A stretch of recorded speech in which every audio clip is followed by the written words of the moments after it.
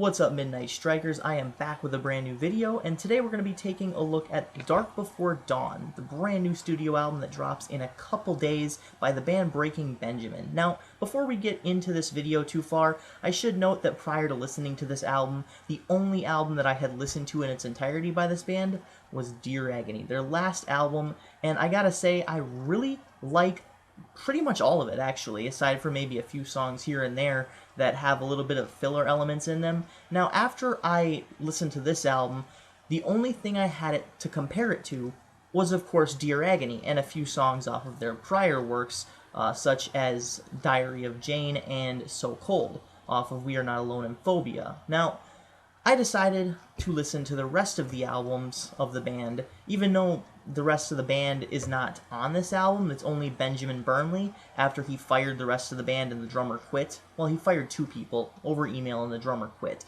But Benjamin was basically the one writing the songs, as far as I know, and the rest of the band basically just played what they were told to. I mean, that's what I heard.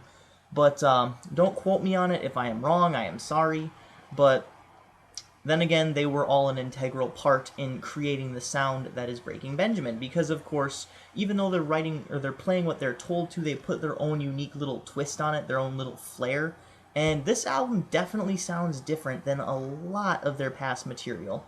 It's more commercialized, it's a little bit lighter, a little bit softer, it's got a lot more melody to it, it's got a lot more harmony in it. It just sounds a little bit smoother.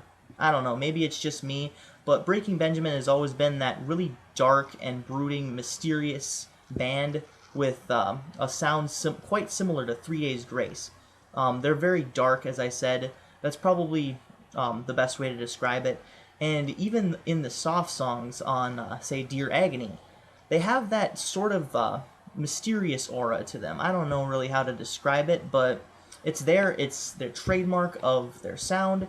But that's kind of missing on such songs as Ashes of Eden and Defeated, to say the least, and of course Dawn, which is just a instrumental outro, which I didn't really care for that much. But then again, we're going to get into it track by track, and here we go.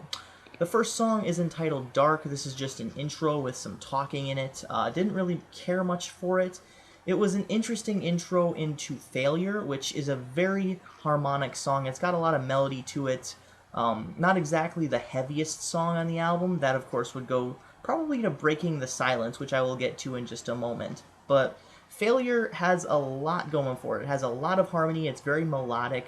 It's very smooth sounding, and I really like the sound of the vocals, especially the backing vocalist. Don't really know his name, but I really like the sound of the backing vocalist. Just how he's coming in by saying failure, failure, as Benjamin is singing his parts. But the next song, Angels Fall, this one's even more commercial and soft, as I said.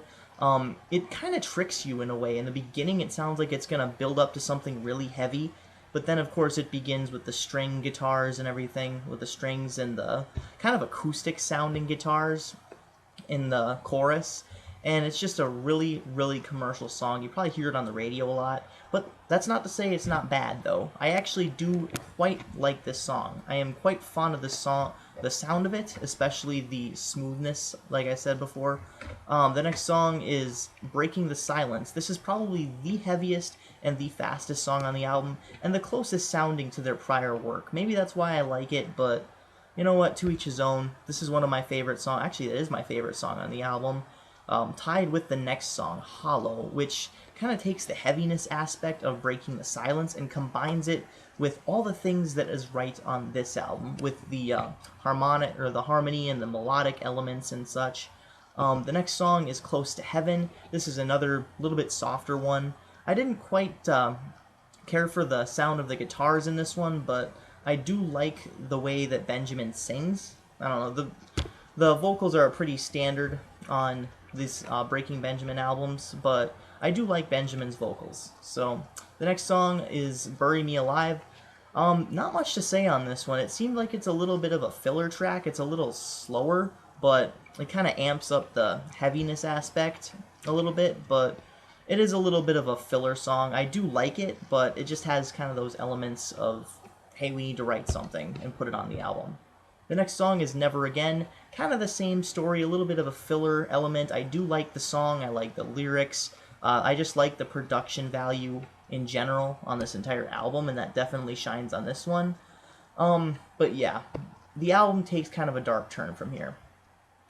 The Great Divide. This one, I couldn't really get into for the life of me. I don't know what it is. Maybe it's the sound of the melody, maybe it's the pacing or the structure of the song, but I don't really like it that much. Same goes for Ashes of Eden. I actually like Benjamin singing in this. He kind of takes a very, very soft and very light approach. It's a very heartfelt song. I do like the lyrics, but it just seems very, very out of place on this album.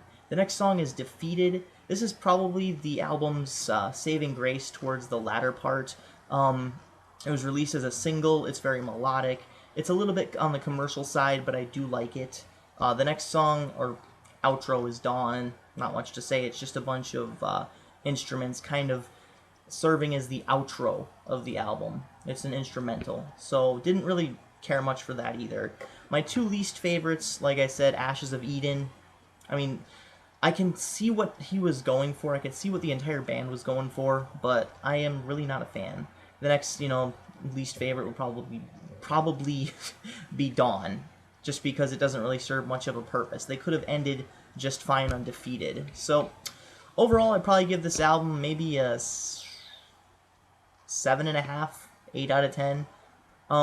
It's got a lot going for it, but it's got a lot of drawbacks too. I wouldn't necessarily say that it's better than Dear Agony. I think Dear Agony is still my favorite for as far as Breaking Benjamin goes, but this is a pretty solid effort if they would just, I guess, restructure a few of the songs and kind of flesh out their ideas a bit more. So overall, I did enjoy it. I'm going to give it, like I said, maybe final score 7.5 out of 10. It's good. So with that, thank you very much for watching. This has been my review of Dark Before Dawn by Breaking Benjamin. Thank you for watching. As always, keep calm and rock on.